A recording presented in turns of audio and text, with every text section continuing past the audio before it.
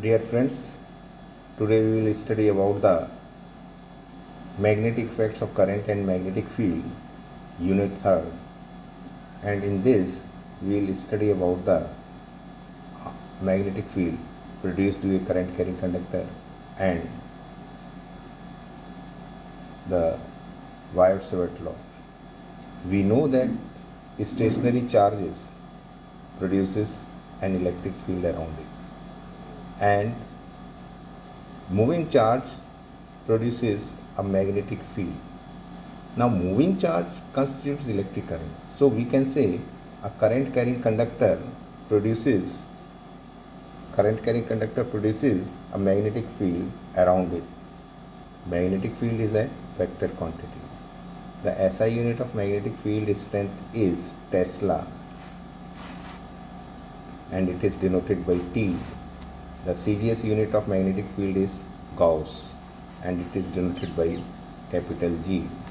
Relation between CGS and SI unit of magnetic field is 1 Gauss is equal to 10 raised to power minus 4 Tesla, and our magnetic field is about 3.6 into 10 raised to power minus 5 Tesla.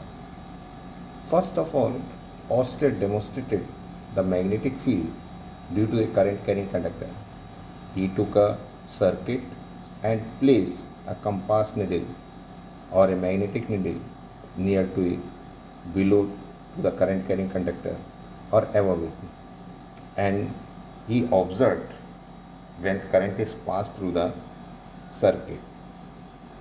So this is a circuit, positive, negative, rheostat to vary the current. This is key, and in this circuit current is flowing in this manner, and a compass needle is placed directly below this wire carrying current, and in this circuit this is negative, this is positive, so current is flowing in this manner. That means the direction of current in this figure is just opposite to the direction of current flowing in this circuit. Here the compass needle also placed directly below the wire, and Oersted observed the following observations: that magnetic needle deflects when current is passed through the coil. That means when key is closed and the current flows through the wire, compass needle or the magnetic needle is placed directly below this wire, then a deflection occurs in the compass needle. If there is no physical disturbance and the deflection of the compass needle takes place, this means some magnetic field is present, and this happens only when the key is closed, means when current is passed and the deflection takes place. This means the current which is flowing is producing a magnetic field. The direction of the deflection of magnetic needle reverses on reversing the direction of the current. That means in the two circuits, if we consider the direction of the current in just opposite direction, the direction of deflection of the compass needle also reverses. The direction of deflection of magnetic needle reverses on reversing the direction of the current. Next, the degree of deflection is directly proportional to the amount of the current passed through the wire. That means if current is flowing more through the circuit or through the wire, the deflection is more, which tells that the magnetic field produced is more. That means the strength of the magnetic field produced is more. That means more the current in the wire, more is the strength of the magnetic field. Now, this is about the magnetic field due to a current carrying conductor. Now we will study about the Biot-Savart's law. Biot and Savart were two physicists, and they tell about the magnetic field. They proposed and formulated a law due to a current carrying conductor or a current element. Now, what is current element? A small portion of the current carrying conductor is considered as the current element. Now, let us consider a current carrying conductor. This is a current carrying conductor. Current is flowing in the direction shown. Let this wire, current carrying conductor wire, is lying in the plane of the paper, and this is the direction of the current.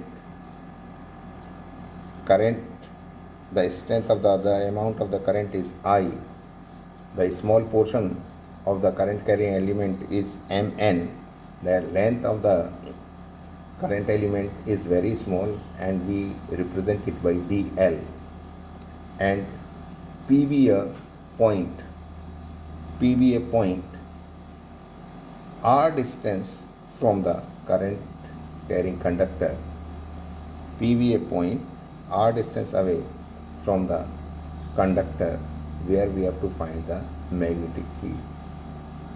Let dB be the magnetic field produced due to this current element Mn.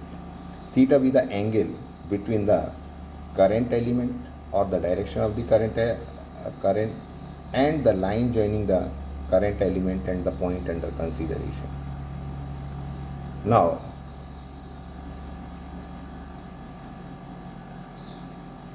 we have considered Mn be a small portion of the conductor and treated as current element. P be a point, P r distance from the current element.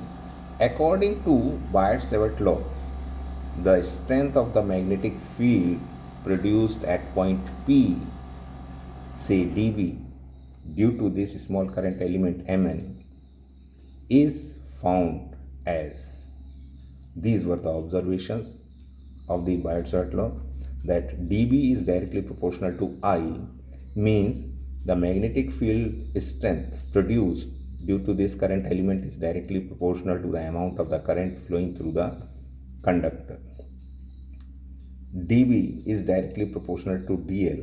That means dB is directly proportional to the length of the current element or the current carrying conductor.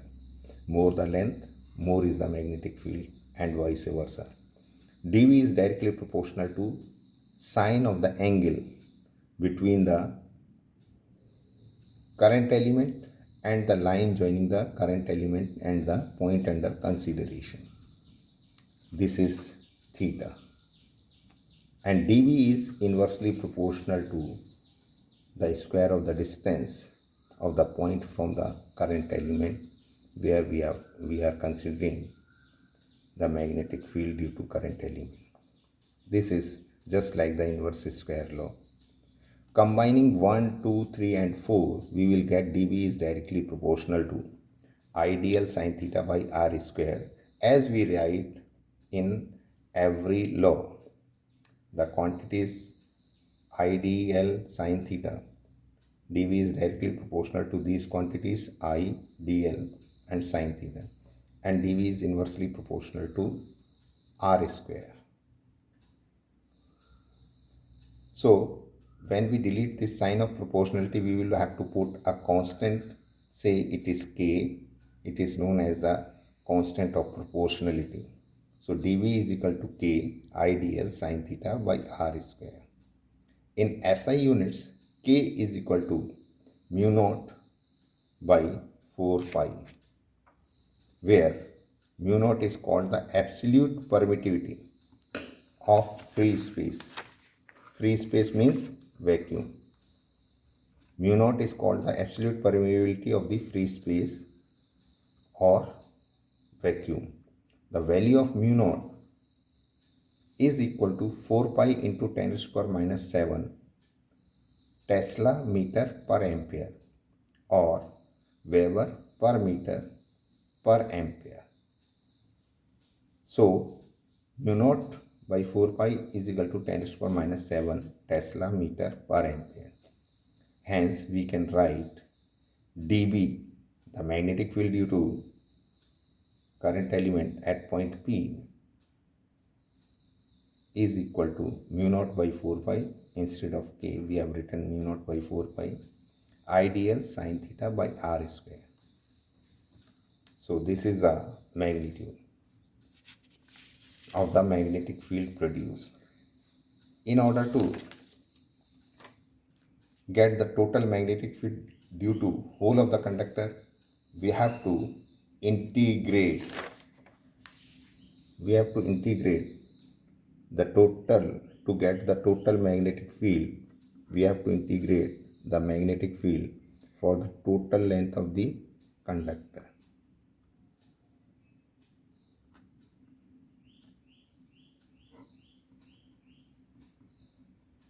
So we can find the total magnetic field due to whole of the conductor. Now, can we write Wyatt-Sabat law in vector form? Yes, because magnetic field is a vector quantity. And in Oersted experiment, we have seen that on reversing the direction of the current, the direction of the magnetic field also changes. So it is a vector quantity, and we have to write this vector magnetic field produced in vector form. We know that the magnetic field due to a current element is given as dV is equal to mu naught by 4 pi ideal sine theta by r square. If we multiply this quantity by a unit vector, say r cap, so it becomes a vector without changing its magnitude, and we can write mu naught by 4 pi ideal, we can consider it as vector, into r unit vector by r square. So dV, the vector quantity, will be equal to mu naught by 4 pi ideal cross r by r cube. Why r cube? Because we know that when we convert the unit vector into vector, so it is unit vector, that means total vector by the magnitude of the vector. So this becomes r cube. The direction of the magnetic field, is same as that of direction of the dl cross r or ideal cross r. Ideal, that means the direction of the current.